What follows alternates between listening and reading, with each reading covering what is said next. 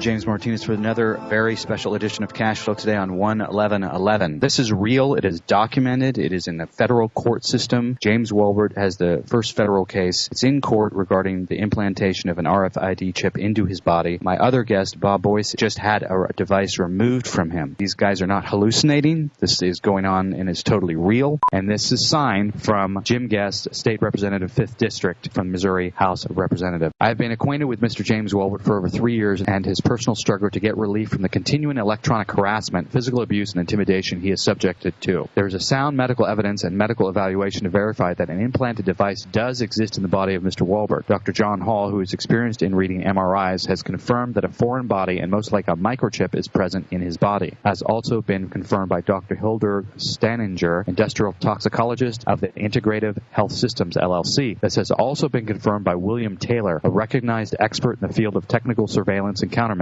I had taken 31 blood tests, and I've had all those done. I have all the results here. I have a 450-page report. Basically substantiates what I'm saying. 5? There's 5 of them in there? Wow. So you see the picture, you see the test results, right? This person placed these in my ears. All these implants are from my neck up.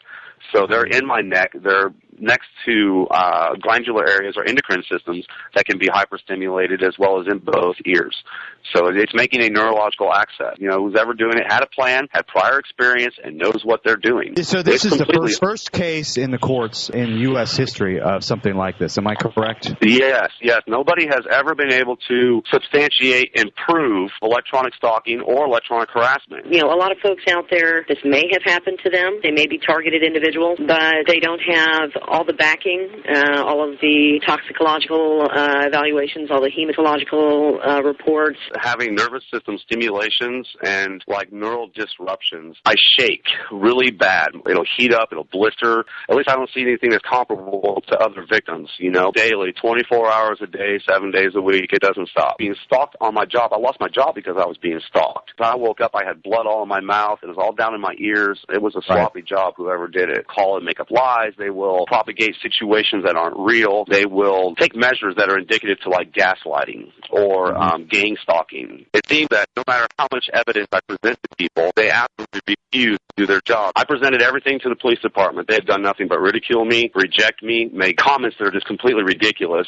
They have done nothing about it at all. I was able to substantiate and prove my case in front of a judge. Twice I had to go through 2 judges to make sure that this protection order got issued, and they still did nothing. They came out to my house and made fun of me. And this guy's supervisor came out and made his punishment was to sit out in front of the apartment complex all night long, basically poking fun at me. Him calling me, asking me, you know, what I was doing with James. Didn't I know he was off, or basically not. One of the countermeasures, you sleep in a copper cage. He has no, financial support, which is part of the problem, part of the course of being harassed, is to put him under, basically. The playing field in your whole life has been completely changed, and your perception of life, your value of life, all of those things have changed now. He approached me and started telling me that he was going to start stalking me with this equipment, that he had done this to people before and got away with it, and he was, there's no chance that he's going to get caught because no one will believe me, and so this guy has had this, execution of his crime down pat. He's had prior knowledge as well as prior, experience. I mean, obviously they placed implants in my body with intentions. Neuroprosthetic implants in my ears. These things are designed to alter and stimulate my nervous system. So, whoever done this, had prior knowledge to doing it. I would have never suspected this guy. James, when you go to the courthouse, are there reporters there? No, actually. Nobody even shows up, huh? Has local media, television, will they touch this story? No, they won't. This is too scary for people. They had discussed removal, and then all of a sudden, they weren't willing to work on it anymore. Concerned about threats.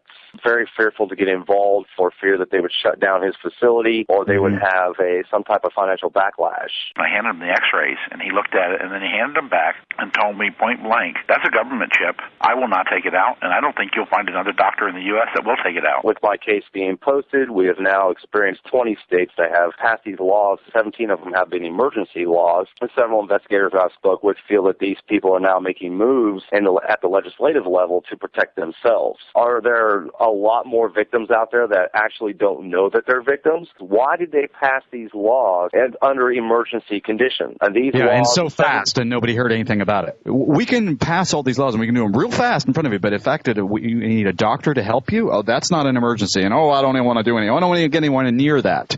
It's pathetic to me. The whole thing is pathetic, and there's some people behind this.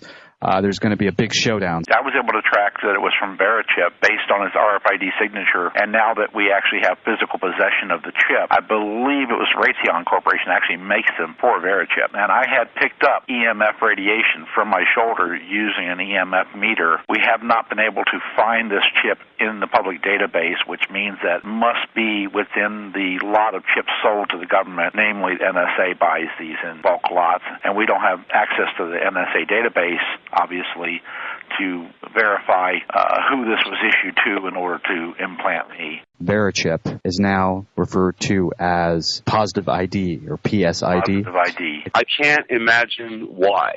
Has veered off the track of normalities with this particular type of the controversial subject of being implanted in controversial subject of mind control and physiological control. I'm not real sure what would motivate a human being to do this to somebody else. That to me is very criminal. It's very sociopathic. It's very morbid. It's very, if there's anybody that should be getting a crazy label here, I would venture to say it would be the person that's committing the crime against myself. I would never just sit around watching TV and think, hey, I'm going to go put an implant in somebody and abuse them. The RFID chip was an idea that I was fully aware of when I worked with Walter Boert, who wrote the book Operation Mind Control. I've heard of this before. This is the first time I've heard it in a federal court case issue. I want to congratulate you for doing all the steps that most people cannot do. You're part of history now. This is a much bigger picture because I think everybody deserves to understand what is really at stake. Are you being stalked, harassed, and your privacy violated? Has your work and personal life been sabotaged or ruined and you don't know why? Are you experiencing trouble with your phone, email, and internet services? Are you being denied help from governing and city officials? You are not alone. As many as one person per 100 are being targeted in North America. Same tactics get thrown on this list and technological and community-based harassment. Gang stalking or group stalking, groups of people stalking an individual. street harassment. This is exactly what is happening to me.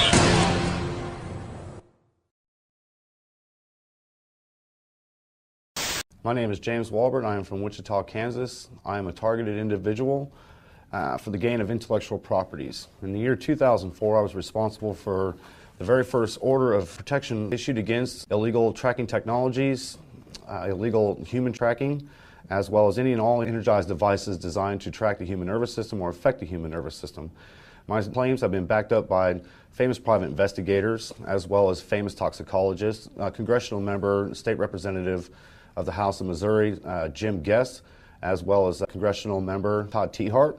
My story has been published in 50,000 magazines and 14 times sold on newsstands. I've had several interviews with State Representative Jim Guest and several congressional members doing radio shows with him, as well as my issue is addressing House bills that are consistent with Alaska Senate Bill 293, Colorado House Bill 1082, Missouri House Bill 550, which has now moved into Missouri House Bill 2041, New Hampshire House Bill 686, North Dakota House Bill J020, Ohio Senate Bill 126, California Senate Bill 362, which now has been made into California Civil Penal Code 52.7, as well as Georgia Senate Bill 235, State of Oklahoma, State of Tennessee, the State of Virginia, the State of Washington, Wisconsin.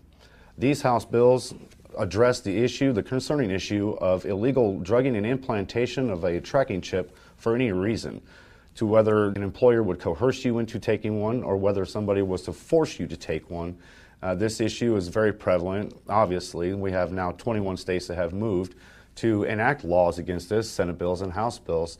They're enacting these laws to address the problem of illegal drugging and chipping and tracking. This seems to be a very prevalent problem in our country today.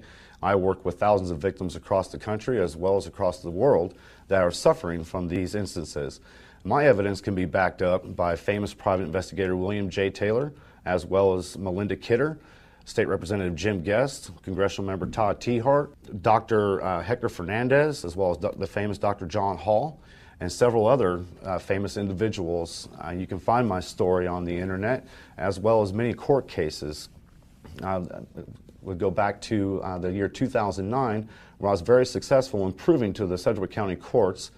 It would be case 08DM8264. That would be the court docket number for the case. That case addresses technologies that previously that have never been addressed. The case actually has issued a protection order against any and all energized devices designed to track the human nervous system, to disrupt the human nervous system, or to affect the human nervous system. So in essence, I was able to prove that the fictitious weapons that are being claimed about today from other targeted individuals are more than likely a relevant concern. Not only are they relevant, we also have people that are experiencing drugging, tracking, chipping, as well as people being gang stalked, people breaking into their homes. These are illegal, erroneous acts against us. We're being tried and basically sought out for our personal properties. I became a victim in 2004 with threats of handing over intellectual properties, or that I would simply be discredited from the crime that I'm suffering from by just simply reporting the crime.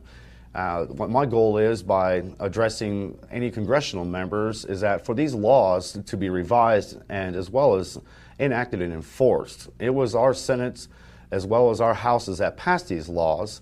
I'm asking for implementation of these laws, for them to be enforced. These laws, people are reporting these crimes and nothing is being done. These people are being labeled erroneously. They've done nothing wrong. They are simply just reporting the crime as instructed. So upon reporting the crime, a lot of them are stripped of evidence, their homes are broken into, and they're stalked off their jobs. They're usually discredited by any point of relevant matter that has to do with an authoritative figure of any kind.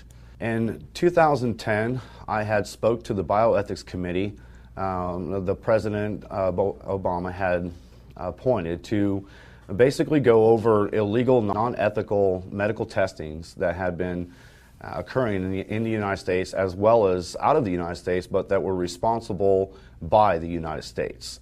I was flown out to Washington, D.C. I spoke in front of the Bioethics Committee. They were appointed by President Obama. I spoke directly to them for 2 minutes even, and I was able to address several very important issues. I was able to point out if there was no point of concern for these targeted individuals' claims of being illegally drugged and implanted, then why were there 21 states enacting House bills against these particular claims?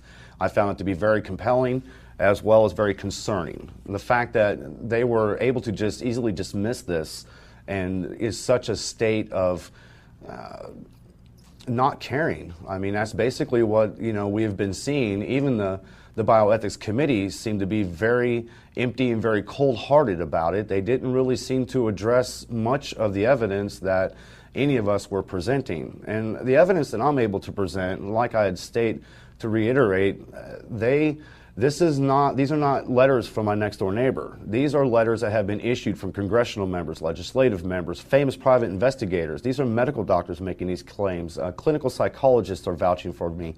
PhD psychologists are also standing up in my corner. I also have several court cases that I've won against the technology. So again, I come up back to the concerning conclusion that are we suffering from government corruption? I mean, are these targeted individuals, including myself, are we victims of non-consensual illegal military testing, and we are just simply being denied any due process, any judicial relief of any kind, as well as any recognition of validity? Anything that we say is simply dismissed. It seems to be pushed aside. So it's a very concerning subject for myself.